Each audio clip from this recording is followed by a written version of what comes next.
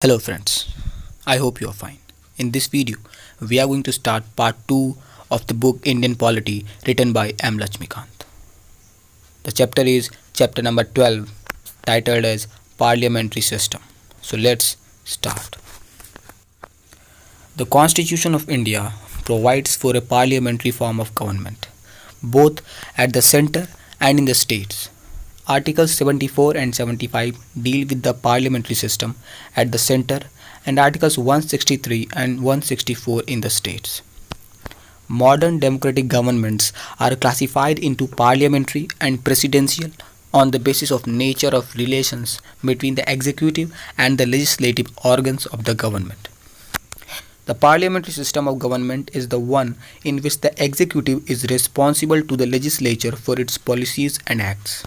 The presidential system of government, on the other hand, is one in which the executive is not responsible to the legislature for its policies and acts, and is constitutionally independent of the legislature in respect of its term of office. The parliamentary government is also known as cabinet government or responsible government or Westminster model of government and is prevalent in Britain, Japan, Canada, India, among others. The presidential government, on the other hand, is also known as non-responsible or non-parliamentary or fixed executive system of government and is prevalent in USA, Brazil, Russia, Sri Lanka, among others. Ivor Jennings called the parliamentary system as cabinet system because the cabinet is the nucleus of power in a parliamentary system.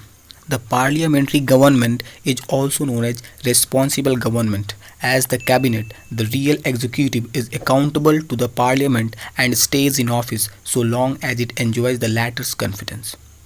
It is described as Westminster model of government after the location of the British Parliament, where the parliamentary system originated. In the past, the British constitutional and political experts described the Prime Minister as primus inter pares, first among equals in relation to the cabinet. In the recent period, the Prime Minister's power, influence, and position have increased significantly vis-a-vis the cabinet. He has come to play a dominant role in the British politico-administrative system. Hence, the later political analysts like Crossman, Mackintosh and others have described the British system of government as prime ministerial government. The same description holds good in the Indian context too. Now, features of parliamentary government. The features or principles of parliamentary government in India are: number 1, nominal and real executives. The president is the nominal executive, de jure executive or titular executive, while the prime minister is the real executive, de facto executive.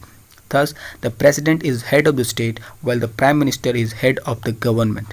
Article 74 provides for a council of ministers headed by the prime minister to aid and advise the president in the exercise of his functions. The advice so tendered is binding on the president. Number 2, majority party rule. The political party which secures majority seats in the Lok Sabha forms the government. The leader of that party is appointed as the Prime Minister by the President. Other ministers are appointed by the President on the advice of the Prime Minister. However, when no single party gets the majority, a coalition of parties may be invited by the President to form the government. Number 3, collective responsibility. This is the bedrock principle of parliamentary government. The ministers are collectively responsible to the parliament in general and to the Lok Sabha in particular. Article 75. They act as a team and swim and sink together. The principle of collective responsibility implies that the Lok Sabha can remove the ministry, that is Council of Ministers headed by the Prime Minister, from office by passing a vote of no confidence. Number 4, political homogeneity. Usually, members of the Council of Ministers belong to the same political party and hence they share the same political ideology. In case of coalition government, the ministers are bound by consensus. Number 5, double membership. The ministers are members of both the legislature and the executive. This means that a person cannot be a minister without being a member of the parliament. The constitution stipulates that a minister who is not a member of the parliament for a period of 6 consecutive months ceases to be a minister. Number 6. Leadership of the Prime Minister. The Prime Minister plays the leadership role in the system of government. He is the leader of Council of Ministers, leader of the Parliament, and leader of the party in power. In these capacities, he plays a significant and highly crucial role in the functioning of the government. Number 7. Dissolution of the lower house. The lower house of the Parliament, that is Lok Sabha, can be dissolved by the President on recommendation of the Prime Minister. In other words, the Prime Minister can advise the President to dissolve the Lok Sabha before the expiry of its term and hold fresh elections. This means that the executive enjoys the right to get the legislature dissolved in a parliamentary system. Number 8. Secrecy. The ministers operate on the principle of secrecy of procedure and cannot divulge information about their proceedings, policies, and decisions. They take the oath of secrecy before entering their office. The oath of secrecy to the ministers is administered by the President. Now, features of presidential government. Unlike the Indian Constitution, the American Constitution provides for the presidential form of government. The features of the American presidential system of government are as follows. A. The American president is both the head of the state and the head of government. As the head of state, he occupies a ceremonial position. As the head of government, he leads the executive organ of government. B. The president is elected by an electoral college for a fixed tenure of 4 years. He cannot be removed by the Congress except by impeachment for a grave unconstitutional act. C. The President governs with the help of a cabinet or a smaller body called kitchen cabinet. It is only an advisory body and consists of non-elected departmental secretaries. They are selected and appointed by him, are responsible only to him, and can be removed by him anytime. D. The President and his secretaries are not responsible to the Congress for their acts. They neither possess membership in the Congress nor attend its sessions. E. The President cannot dissolve the House of Representatives, the lower house of the Congress. F. The doctrine of separation of powers is the basis of the American presidential system. The legislative, executive, and judicial powers of the government are separated and vested in the 3 independent organs of the government. Now, merits of the parliamentary system. The parliamentary system of government has the following merits. Number 1. Harmony between legislature and executive. The greatest advantage of the parliamentary system is that it ensures harmonious relationship and cooperation between the legislative and executive organs of the government. The executive is a part of the legislature and both are interdependent at work. As a result, there is less scope for disputes and conflicts between the 2 organs. Number 2. Responsible government. By its very nature, the parliamentary system establishes a responsible government. The ministers are responsible to the parliament for all their acts of omission and commission. The parliament exercises control over the ministers through various devices like question hour, discussions, adjournment motion, no confidence motion, etc. Number 3. Prevents despotism. Under the system, the executive authority is vested in a group of individuals, Council of Ministers, and not in a single person. This dispersal of authority checks the dictatorial tendencies of the executive.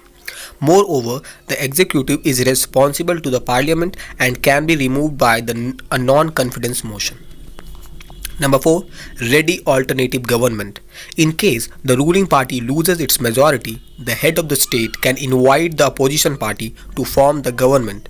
This means an alternative government can be formed without fresh elections. Hence, Dr. Jennings says the leader of the opposition is the alternative prime minister. Number 5. Wide representation. In a parliamentary system, the executive consists of a group of individuals, that is, ministers who are representatives of the people. Hence, it is possible to provide representation to all sections and regions in the government. The Prime Minister, while selecting his ministers, can take this factor into consideration. Now, demerits of the parliamentary system. In spite of the above merits, the parliamentary system suffers from the following demerits. Number 1. Unstable government. The parliamentary system does not provide a stable government. There is no guarantee that a government can survive its tenure. The ministers depend on the mercy of the majority legislators for their continuity and survival in office. A no confidence motion or political defection or evils of multi-party coalition can make the government unstable. The government headed by Morarji Desai, Charan Singh, VP Singh, Chandrasekhar, Deva Gowda and I.K. Gujral are some such examples. Number 2. No continuity of policies. The parliamentary system is not conducive for the formulation and implementation of long-term policies. This is due to the uncertainty of the tenure of the government. A change in the ruling party is usually followed by the changes in the policies of the government. For example, the Janata government headed by Morarji Desai in 1977 reversed a large number of policies of the previous Congress government. The same was repeated by the Congress government after it came back to power in 1980. Number 3. Dictatorship of the cabinet. When the ruling party enjoys absolute majority in the parliament, the cabinet becomes autocratic and exercises nearly unlimited powers. H.J. Lusky says that the parliamentary system gives the executive an opportunity for tyranny. Ramsay Moir, the former British Prime Minister, also complained of the dictatorship of the cabinet. This phenomena was witnessed during the era of Indira Gandhi and Rajiv Gandhi. Number 4. Against separation of powers. In the parliamentary system, the legislature and the executive are together and inseparable. The cabinet acts as the leader of the legislature as well as the executive. As Bagehot points out, the cabinet is a hyphen that joins the buckle that binds the executive and legislative departments together. Hence, the whole system of government goes against the letter and spirit of the theory of separation of powers. In fact, there is a fusion of powers. Number 5. Government by amateurs. The parliamentary system is not conducive to administrative efficiency as the ministers are not experts in their fields. The Prime Minister has a limited choice in the selection of ministers. His choice is restricted to the members of parliament alone and does not extend to external talent. Moreover, the ministers devote most of their time to parliamentary work, cabinet meetings and party activities. Now let us compare the parliamentary and presidential systems in terms of their features, merits and demerits. Now, reasons for adopting parliamentary system. A plea was made in favor of US presidential system of government in the Constituent Assembly, but the founding fathers preferred the British parliamentary system due to the following reasons. The table, which is showing comparing parliamentary and presidential systems. Here, parliamentary system and the other side is presidential system. First of all, features. It has dual executive, it has single executive. Here, majority party rule, there president and legislators elected separately for a fixed term. Here, collective responsibility, there non-responsibility. Here, political homogeneity, there political homogeneity may not exist. Here, double membership, there single membership. Here, leadership of Prime Minister, there domination of President. Here, dissolution of lower house, there no dissolution of lower house. Here, fusion of powers and there separation of powers. Now, merits and demerits. Here, harmony between legislature and executive. There, conflict between legislature and executive. Here, responsible government, there non-responsible government. Here, prevents despotism, there may lead to autocracy. Here, wide representation and narrow representation there. Next, demerits. Here, unstable government, there stable government. Here, no continuity of policies, there definiteness in policies. Here, against separation of powers, there based on separation of powers. Here, government by amateurs and there government by experts. Now, number 1, familiarity with the system. The constitution makers were somewhat familiar with the parliamentary system as it had been in operation in India during the British rule. K. M. Munshi argued that for the last 30 or 40 years, some kind of responsibility has been introduced in the governance of this country. Our constitutional traditions have become parliamentary after this experience. Why should we go back and buy a novel experience? Number 2, preference to more responsibility. Dr. B. Ambedkar pointed out in the Constituent Assembly that a democratic executive must satisfy two conditions: stability and responsibility. Unfortunately, it has not been possible so far to devise a system which can ensure both in equal degree. The American system gives more stability but less responsibility. The British system, on the other hand, gives more responsibility but less stability. The draft constitution, in recommending the parliamentary system of executive, has preferred more responsibility to more stability. Number 3. Need to avoid legislative-executive conflicts. The framers of the constitution wanted to avoid the conflicts between the legislature and the executive, which are bound to occur in the presidential system prevalent in the USA. They thought that an infant democracy could not afford to take the risk of a perpetual cleavage, feud, or conflict or threatened conflict between these two organs of the government. They wanted a form of government that would be conducive to the manifold development of the country. Number 4. Nature of Indian society. India is one of the most heterogeneous states and most complex plural societies in the world. Hence, the constitution makers adopted the parliamentary system as it offers greater scope for giving representation to various sections, interests, and regions in the government. This promotes a national spirit among the people and builds a united India. Whether the parliamentary system should be continued or should be replaced by the presidential system has been a point of discussion and debate in our country since the 1970s. This matter was considered in detail by the Swaran Singh Committee appointed by the Congress government in 1975. The committee opined that the parliamentary system has been doing well and hence there is no need to replace it by the presidential system.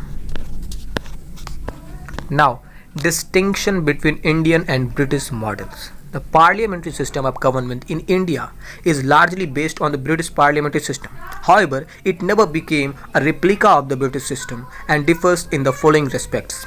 Number 1. India has a republican system in place of British monarchical system. In other words, the head of the state in India, that is president, is elected, while the head of the state in Britain, that is king or queen, enjoys a hereditary position. Number 2. The British system is based on the doctrine of the sovereignty of Parliament, while the Parliament is not supreme in India and enjoys limited and restricted powers due to a written constitution, federal system, judicial review, and fundamental rights. Number 3. In Britain, the Prime Minister should be a member of the lower house, House of Commons of the Parliament. In India, the Prime Minister may be a member of any of the two houses of Parliament. Number 4. Usually, the members of Parliament alone are appointed as ministers in Britain. In India, a person who is not a member of Parliament can also be appointed as minister, but for a maximum period of 6 months. Number 5. Britain has the system of legal responsibility of the minister, while India has no such system. Unlike in Britain, the ministers in India are not required to countersign the official acts of the head of the state. Number 6. Shadow cabinet is an unique institution of the British cabinet system. It is formed by the opposition party to balance the ruling cabinet and to prepare its members for future ministerial office. There is no such institution in India. So with this, our chapter ends, and in the next video, we will cover the next chapter. So till then, subscribe to the channel, listen to the audiobooks, and study well. Thank you.